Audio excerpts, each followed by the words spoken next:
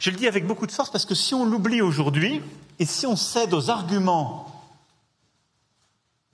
inadmissibles de cette alliance baroque des prétendus panafricains avec les néo-impérialistes, on vit chez les fous.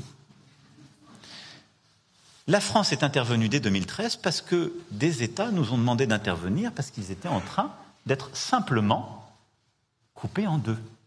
Si la France n'était pas intervenue, si nos militaires n'étaient pas tombés au champ d'honneur en Afrique, si Serval puis Barkhane n'avaient pas été décidés, nous ne parlerions pas aujourd'hui ni de Mali, ni de Burkina Faso, ni de Niger. Ces États n'existeraient plus aujourd'hui dans leurs limites territoriales. Je peux vous le dire avec certitude.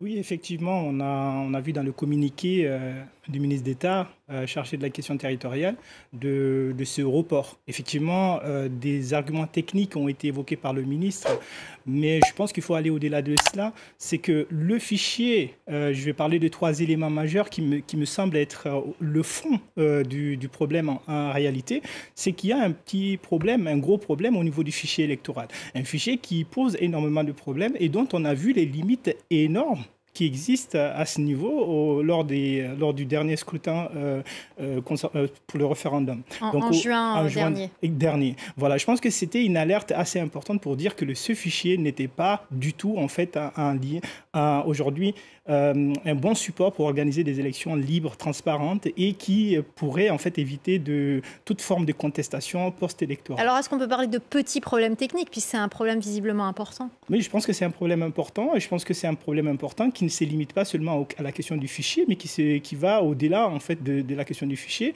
La question de l'argent se pose en fait pour organiser de telles élections. Il faut avoir l'argent qui va avec, parce que c'est quand même des élections présidentielles qui doivent se dérouler sur l'ensemble du territoire.